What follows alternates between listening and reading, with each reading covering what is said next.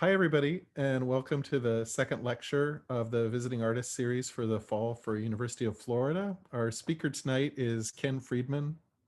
Last week, we had Philip Corner speaking. We're starting off the semester with artists that have, for a time, been associated with Fluxus and do many other interesting things. And today, Jack Massing will be introducing Ken Friedman. Jack Massing was a visiting artist here last semester, and the reason why he's introducing Ken Friedman is because he introduced me to Ken Friedman and has known him for quite some time. Jack Massing, I'll just briefly introduce him for those of you who didn't see his talk last spring. He was one of the art guys and worked with Michael Galbraith, where they met in University of Houston and had a 35-year career working together. And the art guys were described by the New York Times as a cross between Dada, David Letterman, John Cage, and the Smothers Brothers, and had many shows throughout the United States and internationally. The program tonight is brought to you by the HESCA and the Bob Rauschenberg Gallery and the University of Visiting Artists series. And before I let Jack go, I just realized I had a couple more things to say.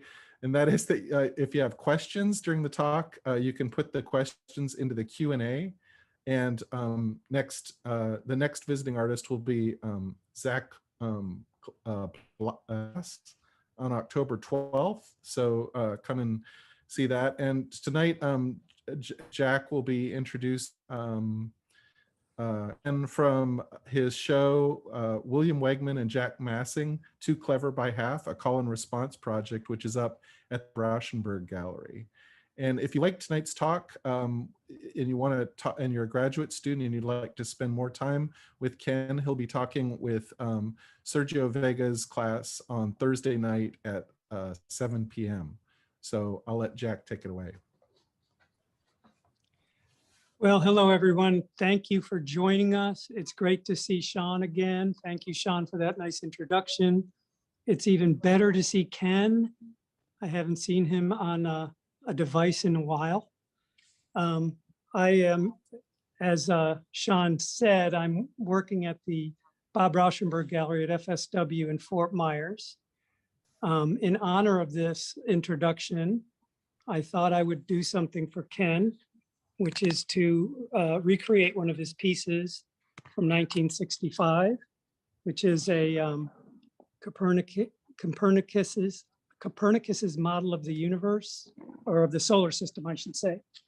And here you have, I hope I'm doing this right. There's the sun and the Venus, and there's the planet Earth with its moon. Planet Earth is a can of emergency drinking water. And then here's the rest of the solar system. We have Mars out there. I don't know if you can see that or not. So I can't see it. And Jupiter is represented by this pheasant.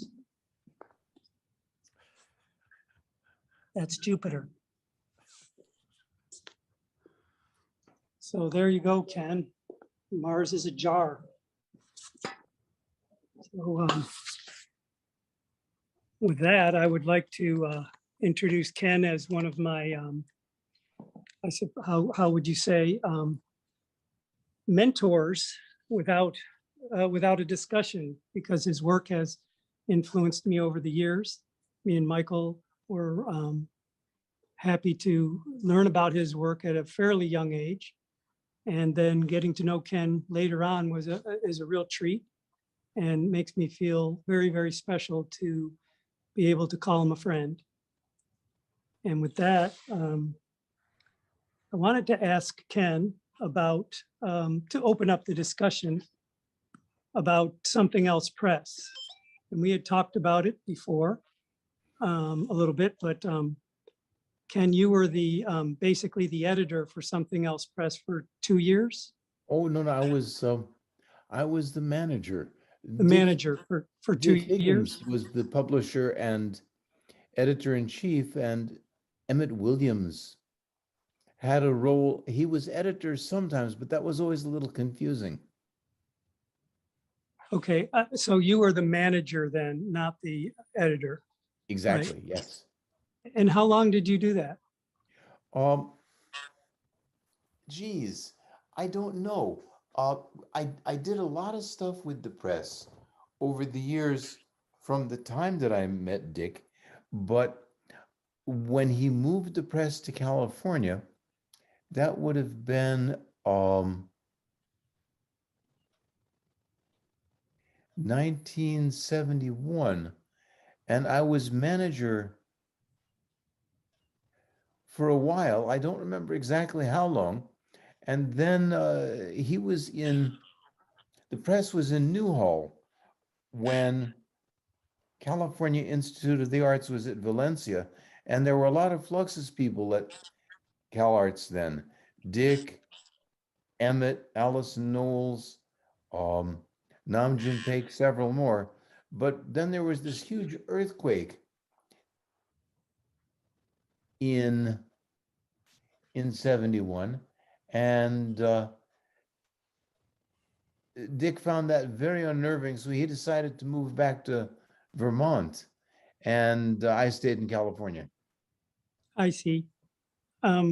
For you students who might not know what Something Else Press is, it was very much a guide for younger artists back in the day to understand and learn about ideas that the Fluxus group was making in the form of pamphlets and books and posters and other things, but mostly books. And if you go to the library, I'm sure they may have some there, but they're oftentimes available online, although they're fairly costly now, which means they became collector's items. But Something Else Press was a pretty amazing place to learn about things. Now there's a lot online as well, right, Ken? There's certain PDFs that you can find. Oh, yeah, there's this terrific collection of avant-garde things, On UbuWeb? UbuWeb, and Yes. they've got a complete set of the Something Else Press Great Bear pamphlets. Yeah, the Great Bear pamphlets are wonderful. And then the Something Else Press newsletters are available on Printed Object, I think it's called. So for you students, you should look these things up, because a lot of what was being done at the time is very inspirational to younger people, and still is.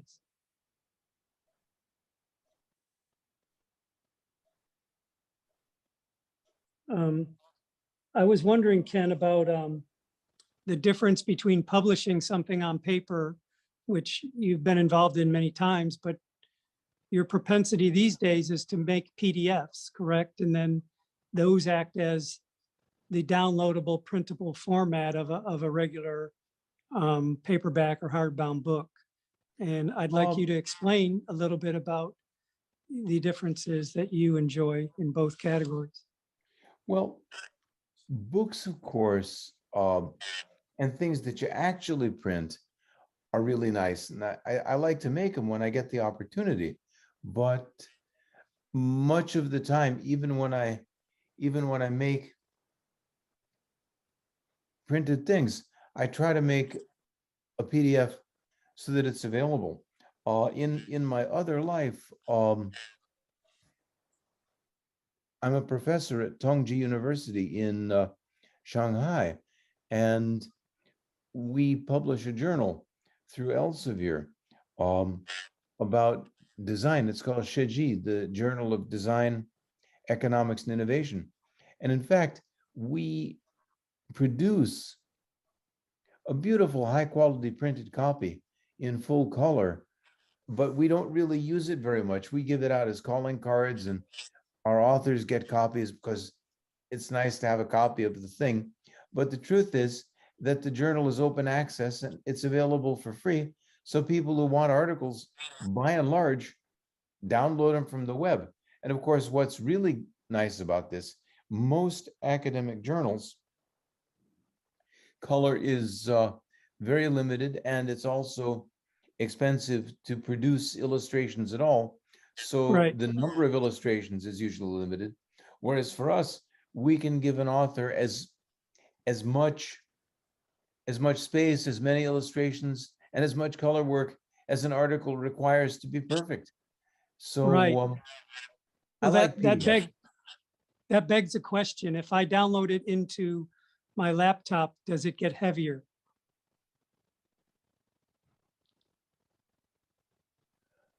An interesting question. I suppose, given the fact that electrons have some kind of weight, your laptop does get heavier, but you really need to have a physicist to measure how much heavier it gets. Thank you for that sobering answer.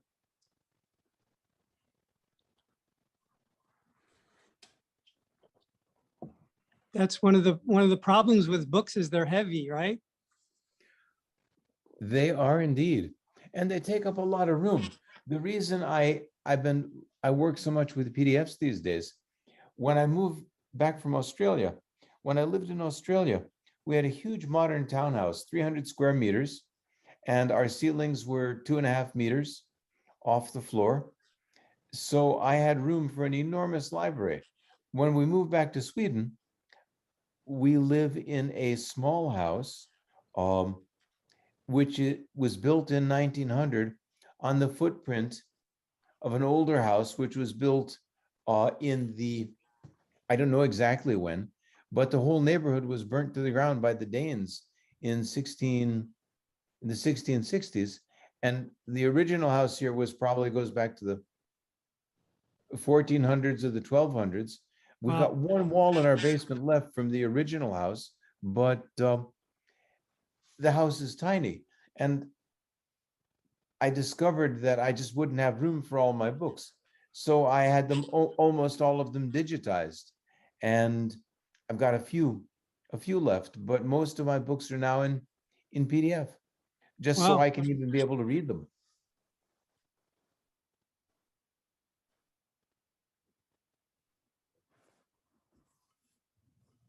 So, Ken, why don't you show some of the work on the PowerPoint? Okay. Okie doke. Well, what I'm going to start with here is, you can see this on the screen, PowerPoint.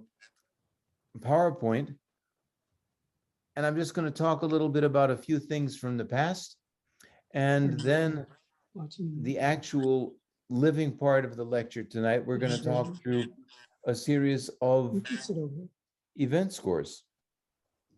So this is my most recent work. What's actually not my most recent work, but it's the most recent realization of my work. This is a multiple edition of a work of mine from 1968 called Stumbling Block. It's a block that is 8 inches on each side. And I got the idea from a friend who did a lot of things with Fluxus West back in the old days. And at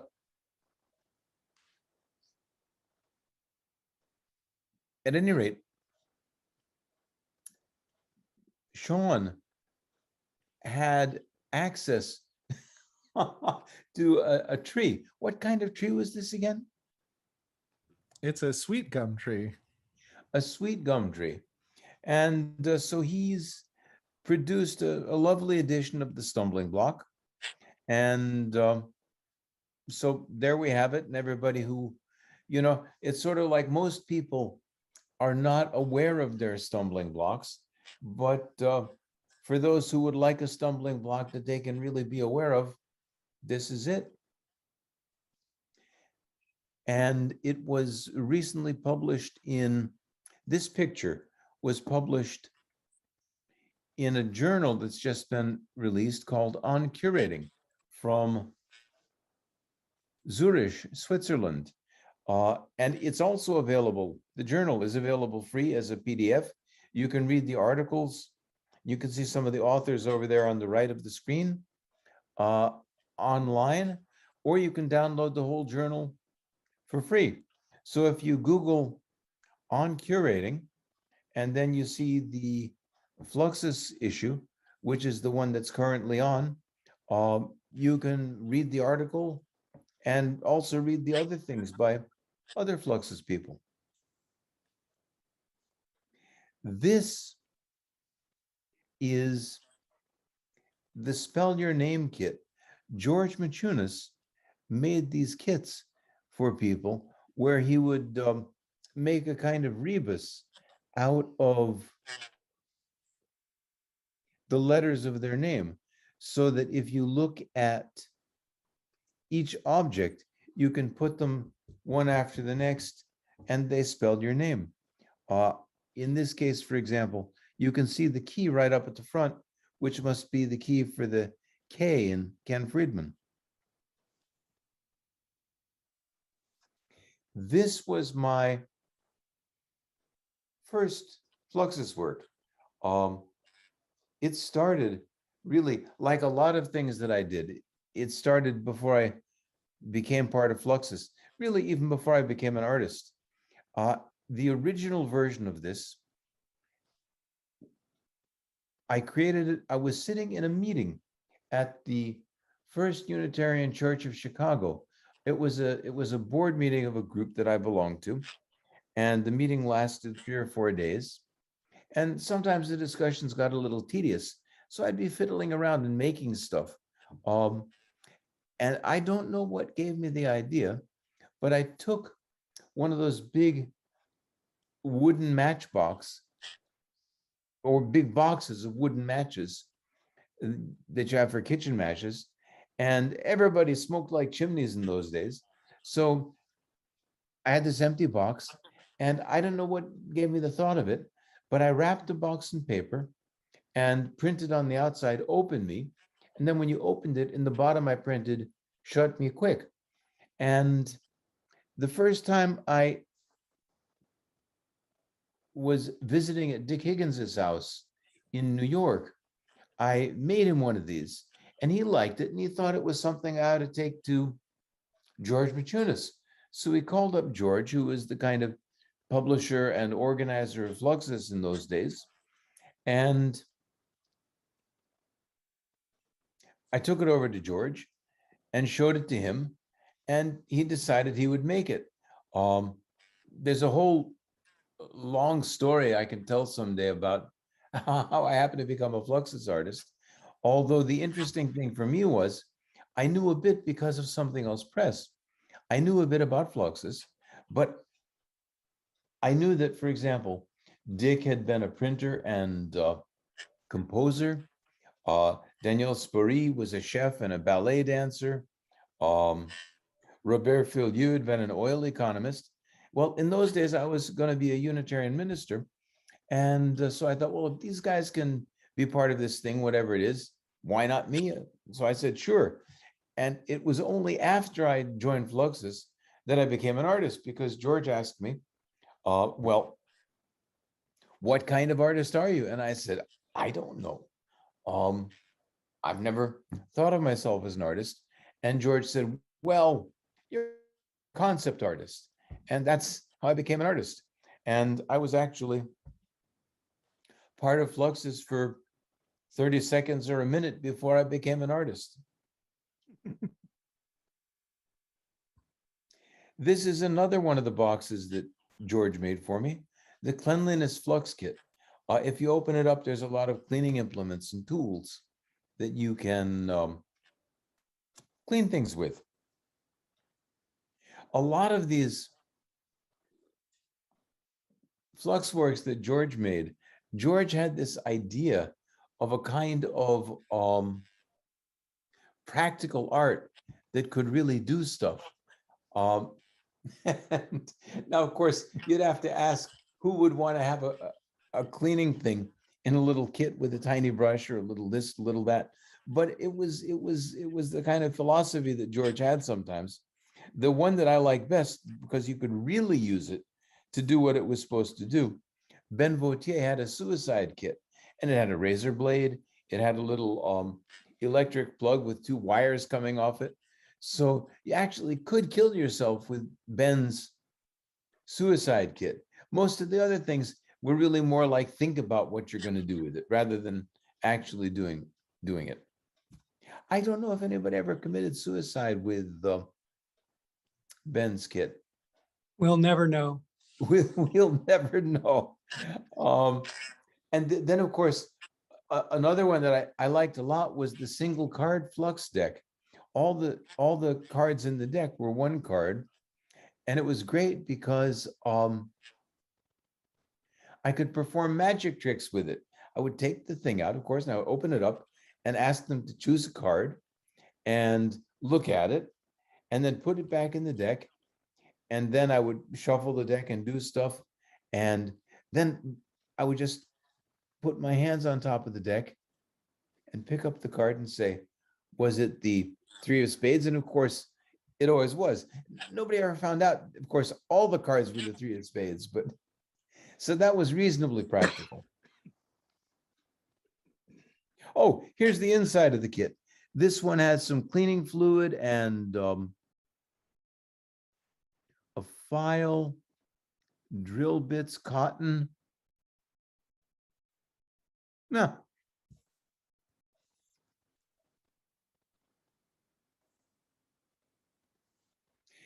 This was the flux clippings kit. You could clip a lot of different things.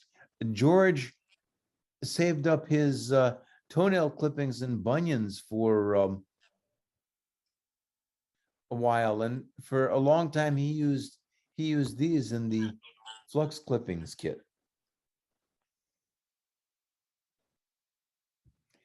And this was another one of mine that was quite early, the garnished Kigala flux feast of nothing pudding. There's a song, Garnished Kigala, the Fugs used to sing it. They were a sort of strange beatnik folk music rock and roll band from the 60s. And they would sing this song, Monday nothing, Tuesday nothing, Wednesday and Thursday nothing. And then, of course, at the very end of the week, you get nothing pudding. And this is this. This was one of the things also that I made before I joined Fluxus. Mandatory happening. You will, having looked at this, either decide to read it or you will not. Wait a minute, let me see if I can move this so I can see. Having looked at this page, either decide to read it or you will not. Having made your decision, the happening is now over. And of course, the reason it's a mandatory happening is that even reading it and deciding yes or no, you've performed it. You don't get a choice to not perform it. No, that's weird. What's happened? Let me just. Oh, here, there we go.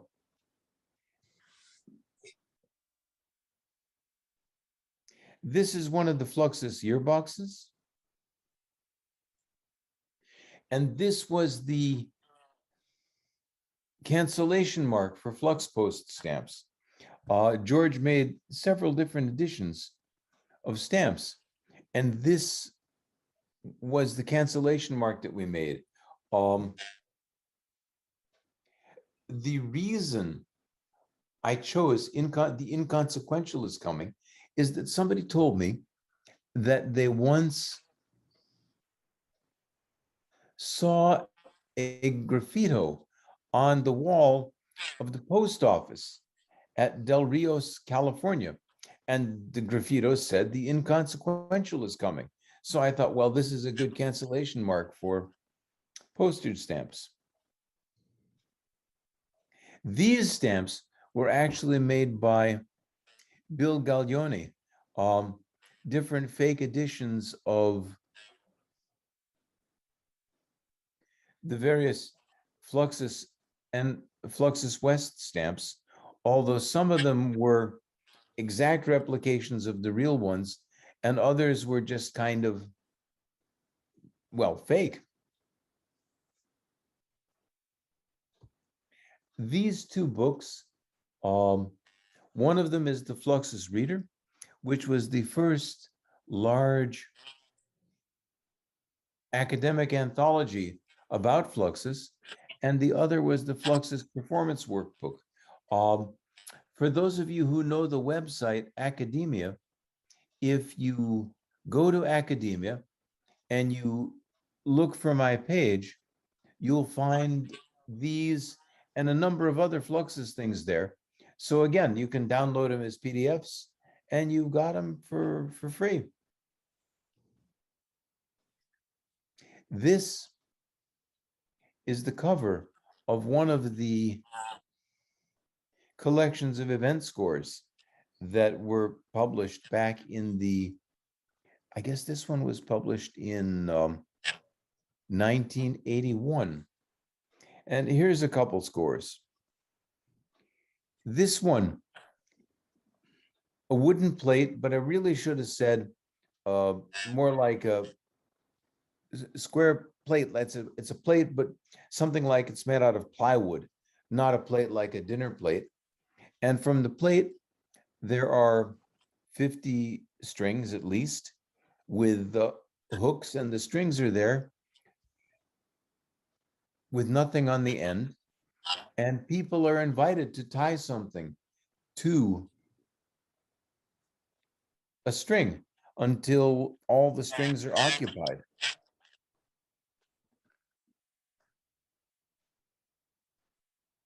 This was a piece that I built at the Fluxus West Center in San Francisco in 1968. I built it in cardboard, but the idea is that you run a cement form up a set of stairs or possibly through a set of rooms, and it's made out of cement, and when it hardens, it just fills the space and makes it unusable. This one was sort of funny. I had this exhibition at PS1, which is now part of the Museum of Modern Art. And Jean-Claude Christo and I went together, and she wanted to see the show, and one of them was missing, and she asked if it was an event score, asking someone to steal the score. And I thought, what a great idea. So so this became a theft event where people are invited to steal the score from the show. This is a piece that was shown at the Centre Pompidou in France. The title was, my mind is a little blank here.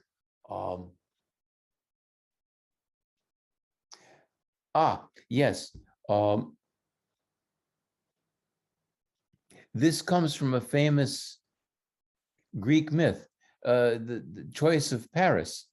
And Paris, the shepherd, was asked to judge a beauty contest between three goddesses.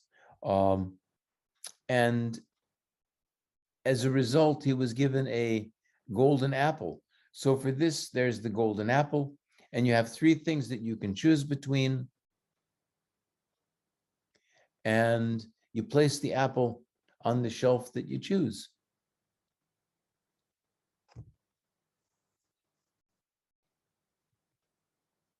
This exhibition is the most recent exhibition of my event scores, 92 event scores, each in a simple frame, running through a space. And this was shown at the Adam Art Gallery in Wellington, New Zealand. And I suspect that we're almost at the end. This was the first event, or at least event score, that I remember doing. Before I joined Fluxus, I never knew about writing scores down, so I hadn't really written these down. I would just do them. Sometimes I would think about them and do them again, or tell people about them, or make notes about them in letters to friends. And when I joined Fluxus, I had been explaining and talking about some of these things to George, and George told me that I had to write these down because these were scores for artworks that other people could also do, which in fact, a lot of people had done some of these things before, but they weren't necessarily published. They were just something I would tell people about. And this was the first of these. Scrub piece. Go to a public monument on the first day of spring, clean it thoroughly. No announcement is necessary. Now, let us see.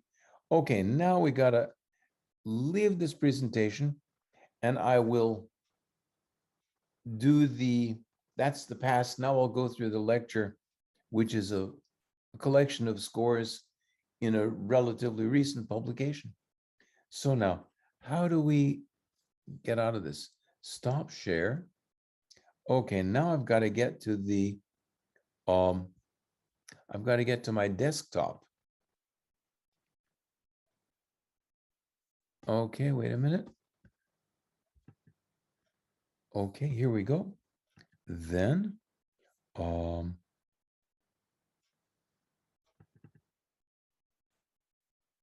okay, view. Oh, wait a second. Now I'm a little bit puzzled here. So hit share in the very bottom center of the screen. Oh, no, that I understand. I just got to get it in the right version first. Okay.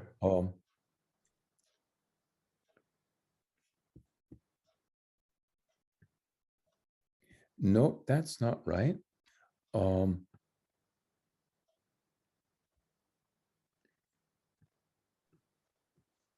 that's single page view. Wait a second.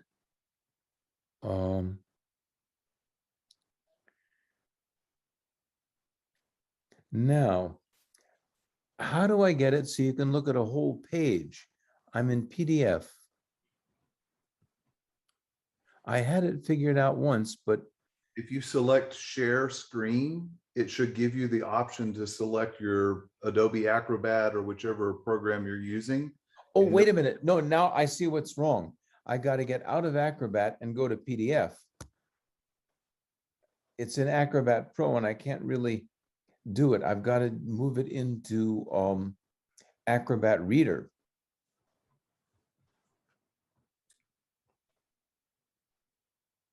Now, why isn't it? Hang on, I've got this little ball that's rotating Uh-oh. because wait, let me try force quit. Is this performance art, Ken? Oh, I wish. Okay, here we go. Now, let us see if I can get it to open in Acrobat Reader. Don't want to send a report to Adobe.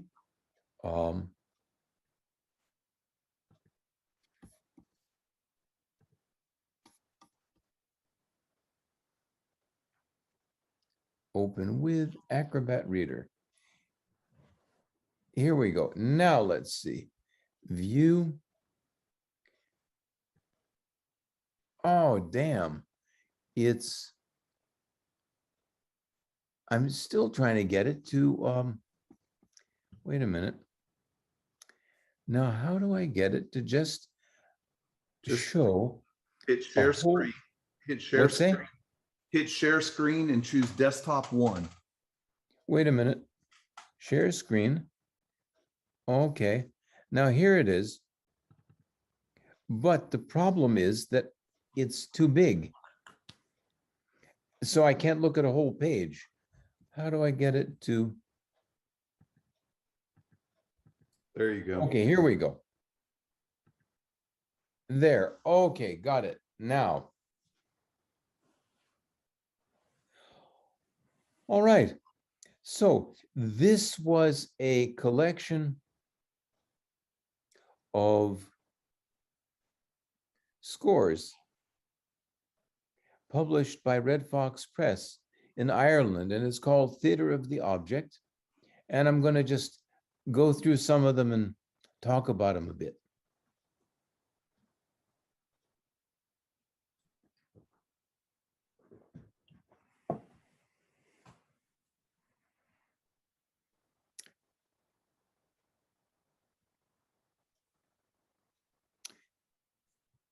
Theatre of the Object was a kind of an idea I had once for a sort of a theater where one would perform with objects or the objects would perform on their own. And the contents for this begins with a quote by Callimachus, who was one of the librarians at the Great Library of Alexandria. And he said, a big book is a big nuisance. Now, that always struck me as a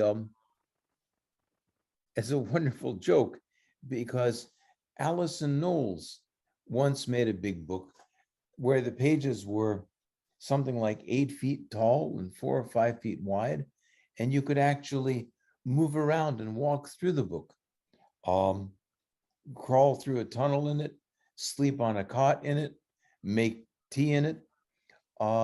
When I stayed at Dick Higgins and Alison Knowles' house in New York in 1966, when I first met Dick, I stayed in a little room off Alison's studio. So every night before I went to bed, I would read my way through the big book.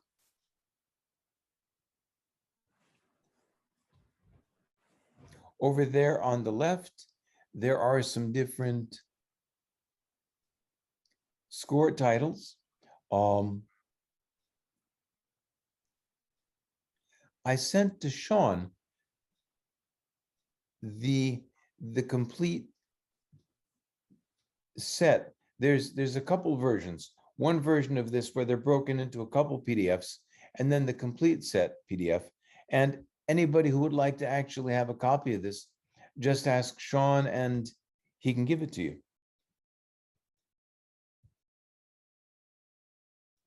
Here are some of the different scores, and we'll look at them and talk about them presently. If you look up there at the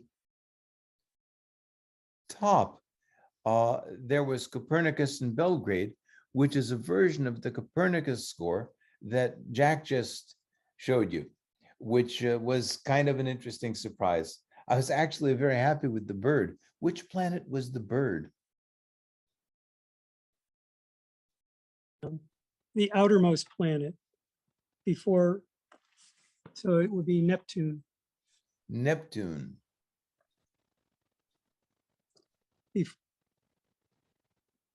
Before Pluto was discovered. Yeah. So at any rate, now you've been through the table of contents, and we'll get to some of the scores. Oh, goodness. Here we go. No, there were two scores. Scrub piece table stack, a stack of tables. Each table stands directly above and on top of the table below. Now, the table stack originally, I used to make them out of a lot of different kinds of tables. But there's also Callimachus, when he was the librarian of the Great Library of Alexandria, he had a thing called the Pinakes, the tables. And these were the tables of contents of the library. And so this is a sort of imaginary picture of his tables with the collection of tragedies on the top. Card trace.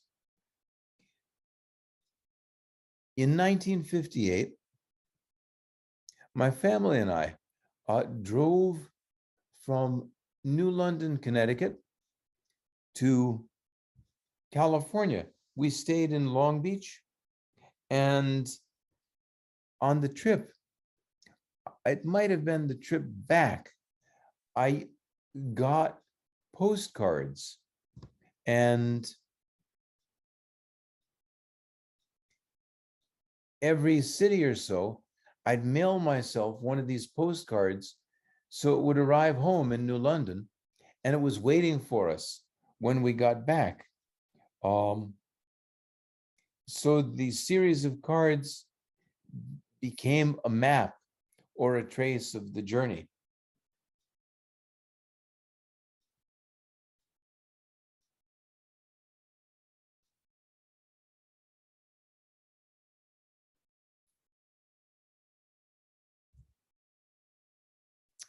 There's a wonderful story by Edward Everett Hale called The Man Without a Country, about a poor fellow who was caught up in Aaron Burr's attempt to get a bunch of states to secede and start a new empire of his own. And most everybody kind of got away, but one little guy was actually condemned. And when he was condemned at his trial, he shouted out, "I wish that I may never see nor hear the name of the United States again." And the story is about how he lives his life. He's kept as a prisoner on a naval ship that's at sea. He's treated very well. He's fed well. He has a cabin of his own, and he can walk around the ship freely, but he's still a prisoner. And nobody talks to him about the United States, and he is able to learn nearly nothing about it. But he makes for himself in his cabin a map of the United States, trying to fill in little things from stuff that he hears. For example, when he sees a new star on the flag, he realizes that there's a new state. So he tries to find out about it in sly ways. And just before he dies, someone comes to his room and sees him on his deathbed. And there is the map. And he asks him to take it down. And he fills in the names of states. It's a rather charming, touching little story. But there's also a rather interesting story by Jorge Luis Borges about a map that is so big that it's the exact size of the territory that it describes. Many kinds of maps. Then a passage from Joshua. As the men started on their way to map the land, Joshua instructed them, "Go and make a survey of the land and write a description of it, and then return to me, and I will cast lots for you here at Shiloh in the presence of the Lord." Of course, Shiloh is also where there was a huge battle in the Civil War. General Grant commanding on one side, and I think it was, I can't see, it's upside down, on the other, with the generals commanding the divisions were Breckinridge, Bragg, Polk, and Hardee, and Grant's commanders were Sherman, McClernand, Hurlbut, and Wallace.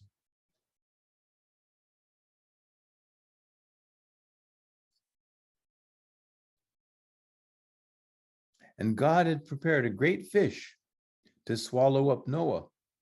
And there's Herman Melville with the fish and the whale, and the Sufi prophet Khidr also riding a fish, and a smaller map of the foreshortened states of America with Jerry Brown, who was governor of California for the second time when I drew that map.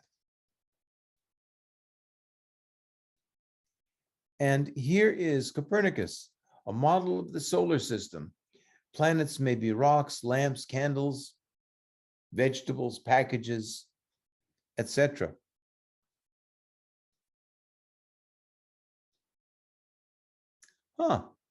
I didn't even think we got as far as Neptune in those days. Saturn was the farthest out.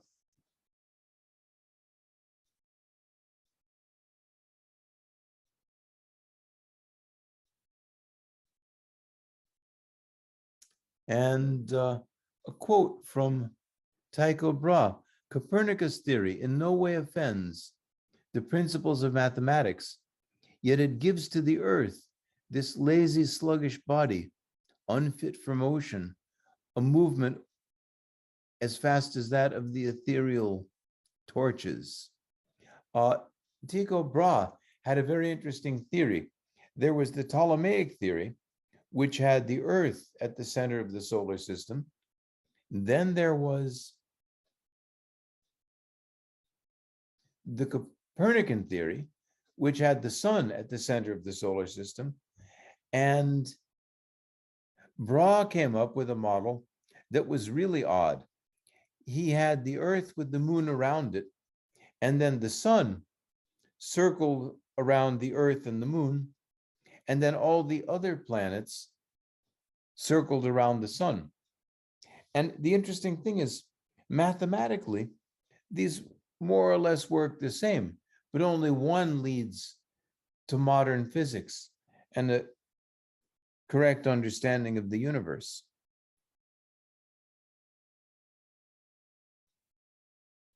Ladder, a ladder in a room.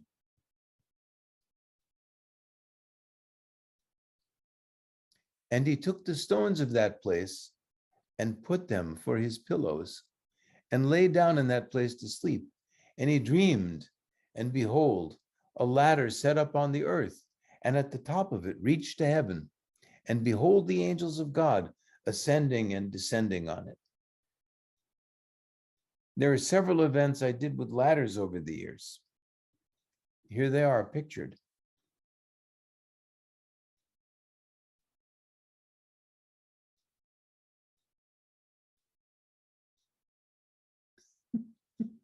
And this is just the sort of strange picture of a Swedish banknote with a ladder going up to the window of the house that's pictured on the banknote. And the quote from Wittgenstein, where he talks about climbing a ladder and then throwing the ladder away after you've climbed up. Dick Higgins wrote a piece called Ladder to the Moon, a rather interesting little radio play.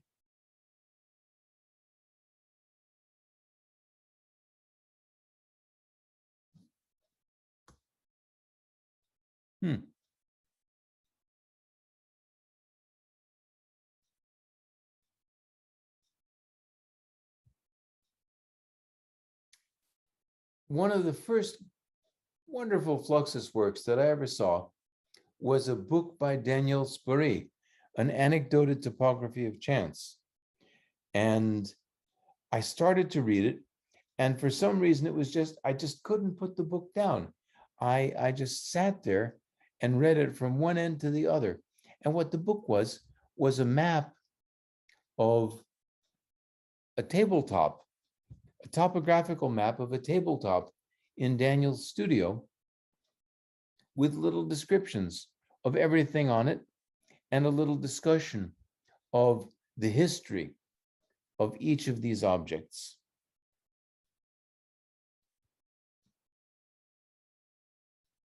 And here is a small piece quoted from the map.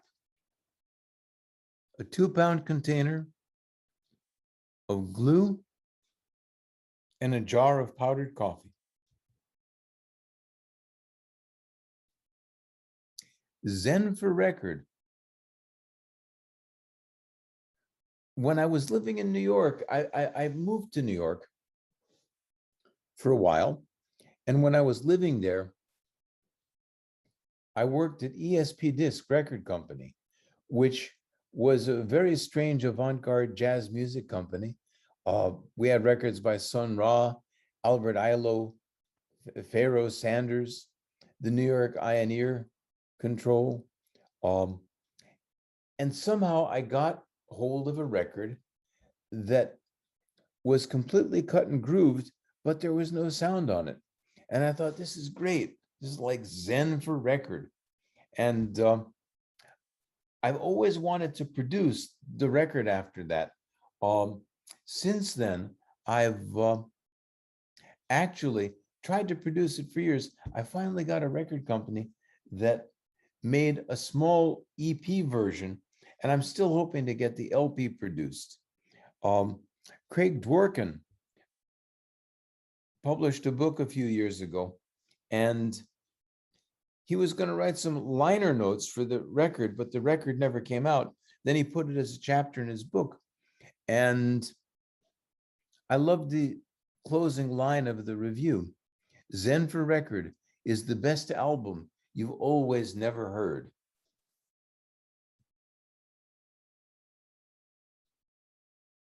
Emily Dickinson, there is no silence in the earth, so silence as that endured, which uttered would discourage nature and haunt the world. And Shakespeare says, "O learn to read what silent love hath writ, to hear with eyes belongs to love's fine wit." And then finally, from the first book of the Iliad, when he talks about the carnage to come, hurling down to the house of death, so many sturdy souls, great fighters' souls, but made their bodies carrion, feasts for the dogs and birds.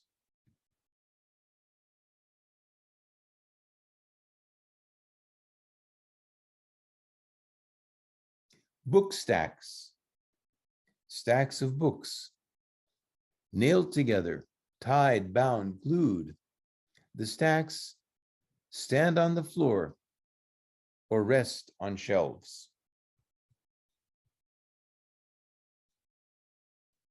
These were the 12 criteria of Fluxus as I described them a few years ago.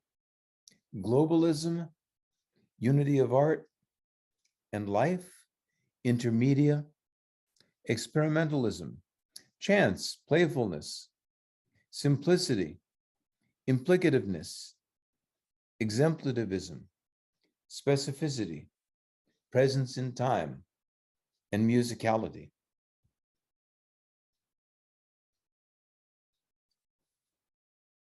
At one point, I was making some pieces that were just ordinary objects that you could place on the floor. I got a phone call once from a museum director, David Gebhardt, a very famous architectural historian, and he was the director of the University of California at Santa Barbara Art Gallery. And somehow he'd heard about my work and he wanted to see more about it. He called me. I don't know how he heard about me. He called me and we started talking, and he invited me to come visit him the next time I went through Santa Barbara and bring some work to show him. Now, I I know everybody else in the world does stuff with slides. I never really made slides of work.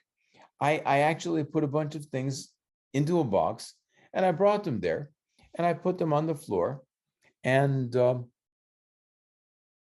he looked at these things, and after a while, he said, "But these are just ordinary objects." And when he said that, I thought, this guy really understands my work. But then I realized a few weeks later, he didn't mean by that what I meant by that.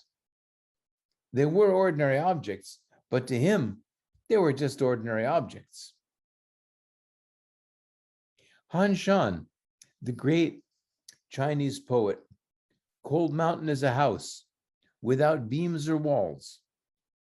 The 6 doors, left and right, are open.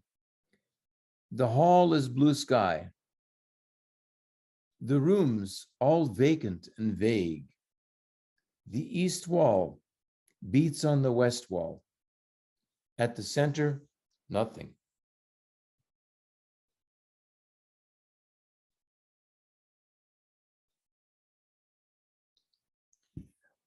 In 1981, the Museum of Modern Art had no interest in Fluxus whatsoever.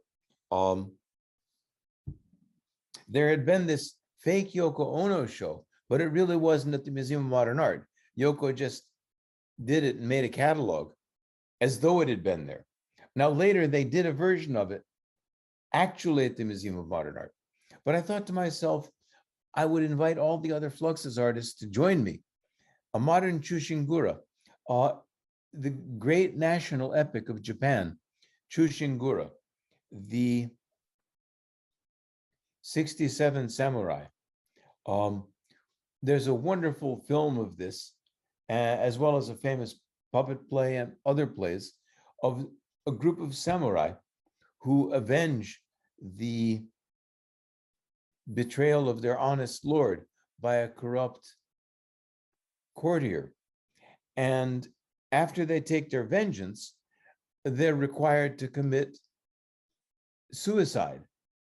And they all do.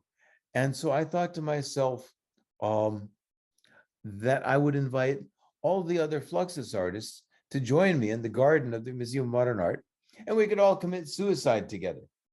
Nobody else liked the idea, so we didn't. I'd let it go. I figured I wasn't going to be the only one.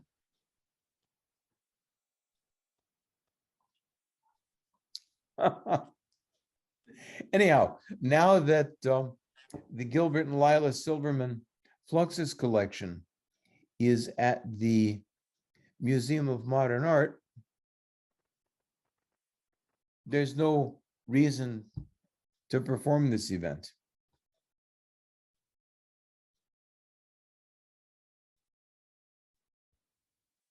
Rotterdam Exchange.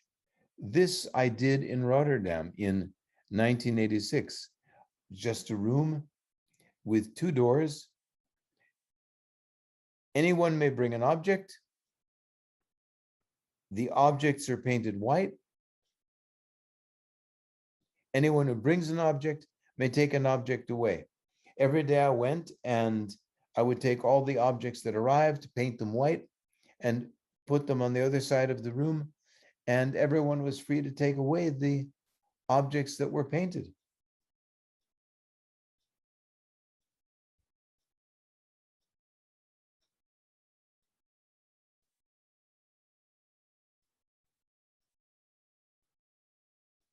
White tooth workshop.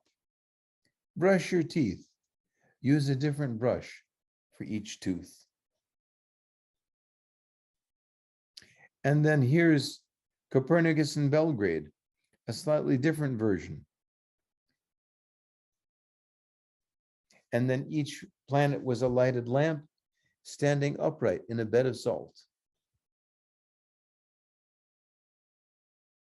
Adonis meets Aeschylus. Two people, pictures or images. One is charming, graceful, and elegant. The other is quirky, ironic, and unusual.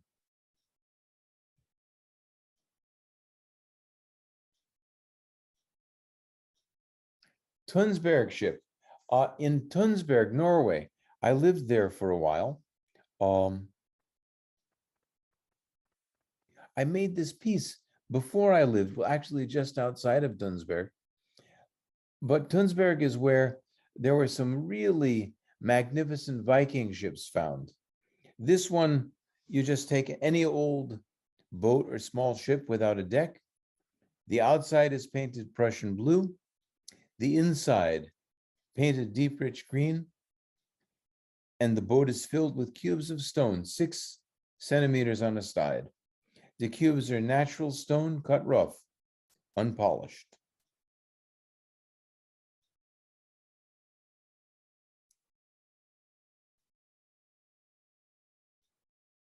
A whispered history, a plain wooden table without metal or plastic surfaces. Unpainted wood is best. 2 shoes on the table. The left shoe is filled with butter. The right shoe is filled with salt.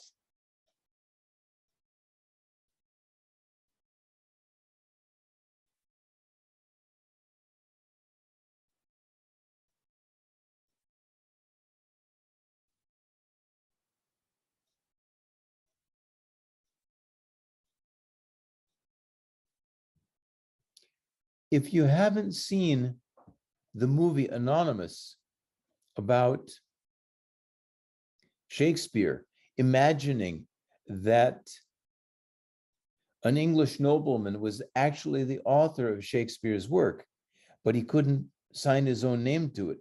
So he had Shakespeare sign it and perform it. And the last lines of the movie are simply stunning.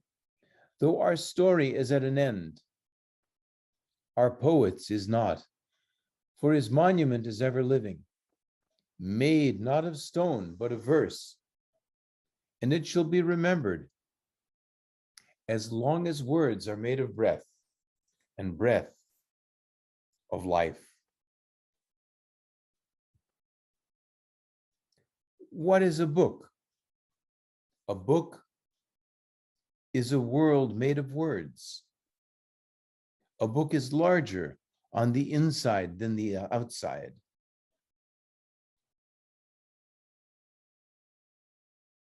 Oh, that my words were now written, or that they were printed in a book, that they were graven with an iron pen and lead in rock forever. An artist's book is bigger than it seems to be. An artist's book is smaller than it is. And thus we come to the end of the lecture, and happy to have any questions. There is there are a number of questions that have been recorded, and they're really good questions. So we'll get right to it. The first one is, what has been your favorite project to work on? Ooh. I don't know. I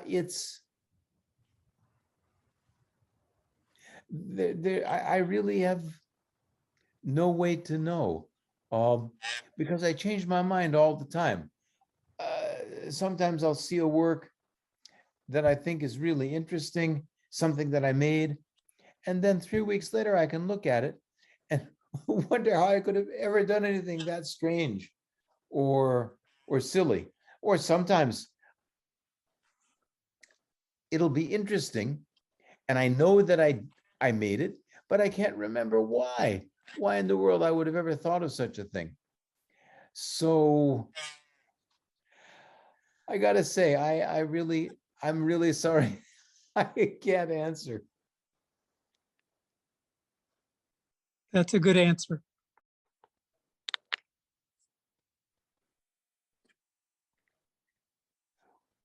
What inspires these interesting works?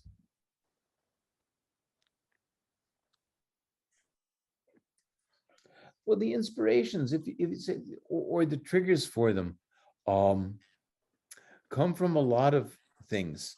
What I have to say is when I look back at them, my memory of what inspired them may not be what actually inspired or triggered them at the time. Something will just be going on. And I would just have an idea to try something or do something. If I'd have been smart, I probably should have kept a diary or kept better track of stuff, but I didn't. The only thing I've ever really documented and kept in good shape has been the evolving collection of the scores. And then every now and then I look at it and interpret it in, or think about it in new ways, which is partly what led to this Theater of the Object book that I showed you.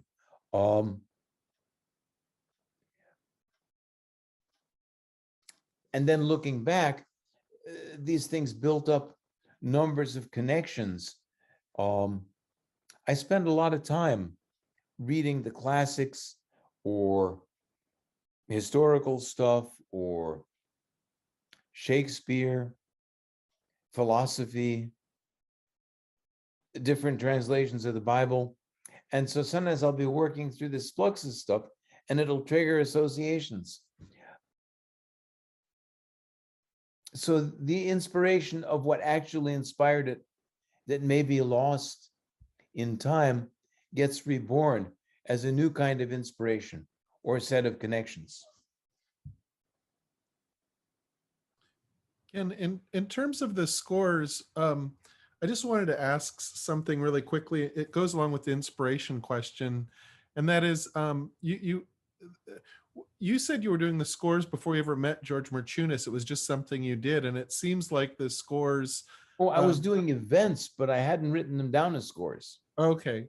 Well, I'm just wondering if there were things going on in mass culture or otherwise that made scores seem so appealing to so many artists that were in and out of Fluxus.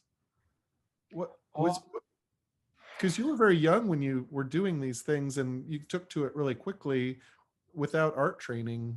And I'm just wondering if there was some other outside influence. Well,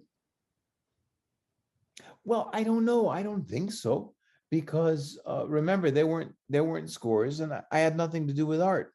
They were just things I wanted to do, and I tried them. But in those days, when I started to do these things, there were very few artists working with scores. It was almost entirely a handful of Fluxus people, maybe a dozen or 2 dozen people in the whole world. A follow-up is this other question. It's asking another about the inspiration. What inspired the mandatory happening?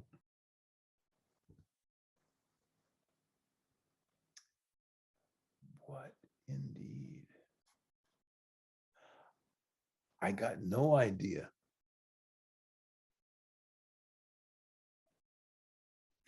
This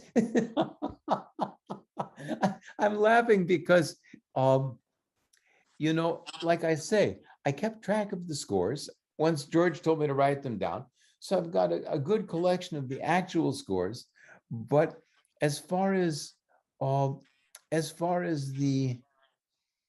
memories, you're asking a 72-year-old guy about stuff that he did when he was really young. And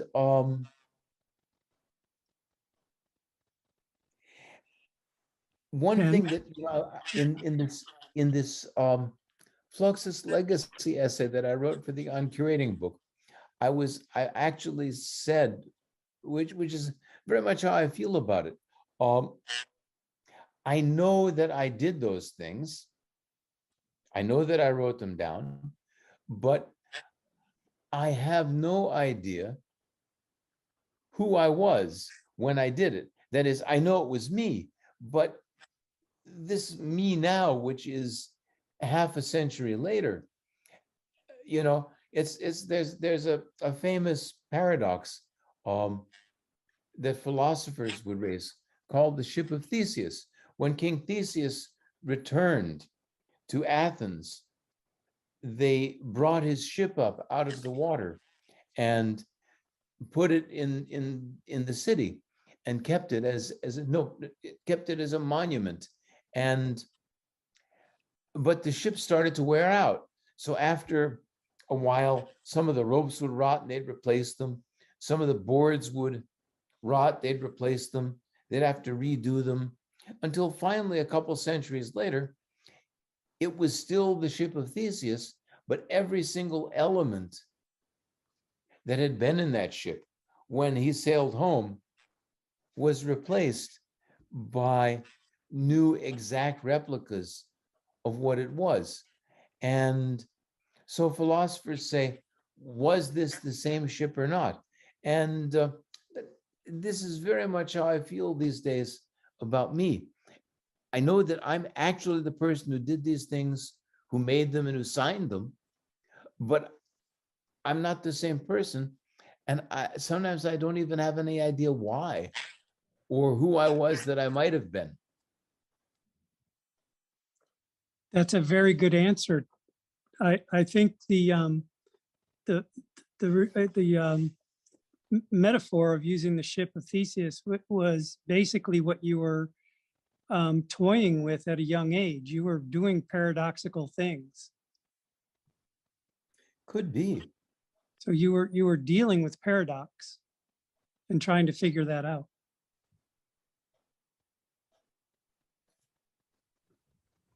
There's another question. What do you think of the notion of Fluxus being proto-punk?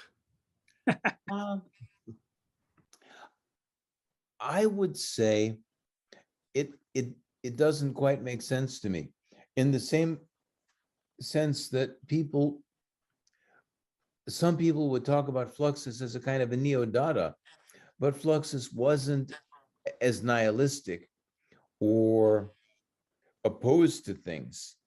And I think, to me, I may be wrong, but punk always seemed very nihilistic and oppositional, and certainly some of the stuff was very strange, like, say, punk rock. So for me, Fluxus wouldn't be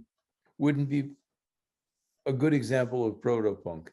Although I do understand a lot of people in punk actually were interested in Fluxus work and inspired by Fluxus artists or Fluxus music. So real punk people might have a very different view on it.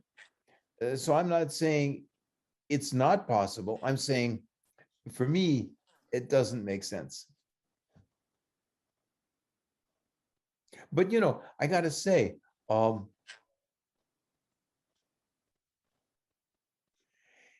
if I was thinking today, George Machunas used to speak about Spike Jones as the perfect prototypical Fluxus artist or Fluxus composer. For those of you who don't know Spike Jones, and a lot of young people these days don't, he was a sort of a comedian musician, and you can see some of his stuff on YouTube. Go to YouTube and just look for Spike Jones, and you'll find some of his performances. But Machunas' favorite composer was Monteverde, the great Italian. And when I think about this, Spike Jones gets old after a while. There's only so many times you can listen to a Spike Jones concert, but I never get tired of Monteverde or Handel or Bach. And I also have a lot of room for traditional folk music, and I spent a lot of time listening to Willie Nelson and Waylon Jennings, the Highwaymen. So, the text is thumbs up for Willie, indeed. So, it's that kind of thing,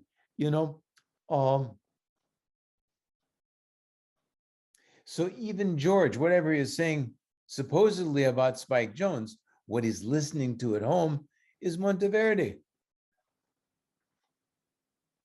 Okay, what was the point or meaning behind the Flux suicide kit? I can't say because I'm not Ben Vautier. Ben's the artist who did it. But Ben was always trying to come up with astonishing, provocative things that would challenge you. And in one sense, now I'm not speaking for Ben, but Fluxus emerged in the era, the late 50s and early 60s, when existentialism was the most profound philosophy. And it was especially significant in France because half of the great existentialists and existentialist philosophers were French. Jean-Paul Sartre, Simone de Beauvoir, Albert Camus, Ricoeur. So death, of course, is one of the great questions. And for Camus, suicide, or why one should not kill oneself, was a truly profound question. So maybe Ben was playing with that, or he might have had some completely different idea. I know a lot of the Fluxus people think I read too much and think about stuff that doesn't interest them.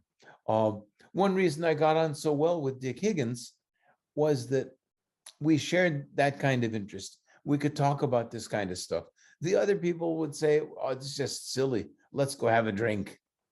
So I don't know what it was that Ben would say, but to me, there are these connections.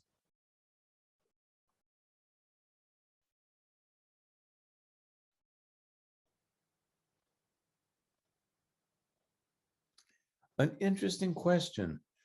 When creating design for movements like Fluxus, how did you define an authorship for yourself?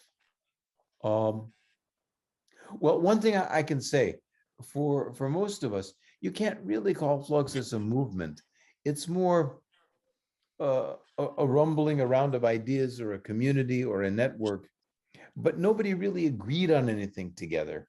And there has to be some sort of agreement for there to be a movement. But if you want to say this sort of loose laboratory, absolutely. To what degree was it designed? I'd almost have to say it wasn't. In the 50s, abstract expressionism was huge. It was just dominant. And then pop art came along, which replaced abstract expressionism, again, in a kind of huge and dominating fashion. And people who thought about different things and worked in different ways really had no place to go or be in the art world. And so we wound up in Fluxus because we got along with each other and nobody else liked us. So to the degree that that's the way it was, there's no real necessary design. But the question of authorship, that's a little more delicate. Machunas had an art history background, so he was very, very fussy about priority claims. Who did it first? Who thought of it?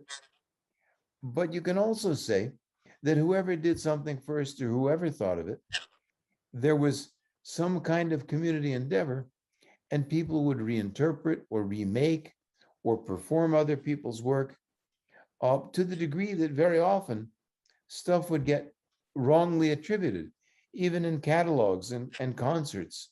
So, for example, there were a couple pieces of mine that were misattributed to Nam June Paik. Certainly pieces of George Brecht or Yoko Ono that were attributed to other people. And as people like Yoko became famous, other people's work would be attributed to them, which is the kind of thing you'd often see in, if you read art history or you read medieval scholarship, stuff being attributed to somebody incorrectly, very common phenomenon. So authorship, well, there's whoever thought of it or wrote it, and then there's all the other things that get extended around it in different kinds of ways.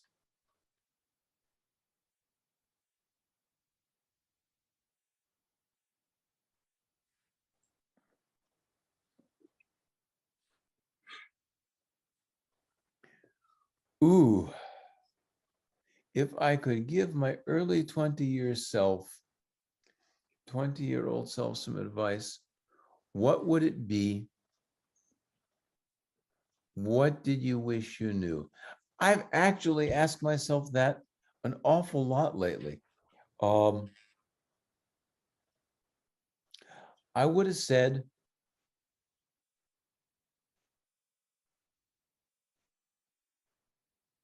read more carefully. Don't be lazy.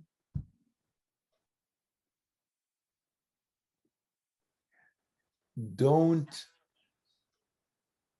worry so much about things that you become grumpy or arrogant or irritable toward other people. Be more diplomatic. Now, on the other hand, I have to say that my 20-year-old self was very energetic and driven, and you have to be a bit energetic and driven to push things forward when everybody else thinks you're an idiot, or at least they say that the art you're making is idiotic. So you always wonder about that.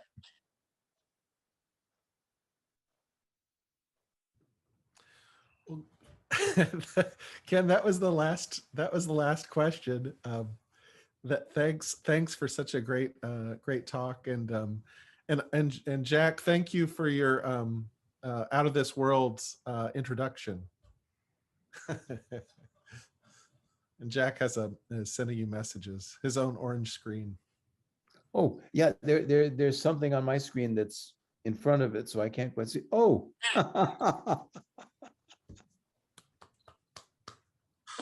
Thank you so much, Ken. Thank you, Sean. Thanks, everybody. Thanks, Jack. Thanks, Grace, and the Visiting Artist Committee. We appreciate it. Good night.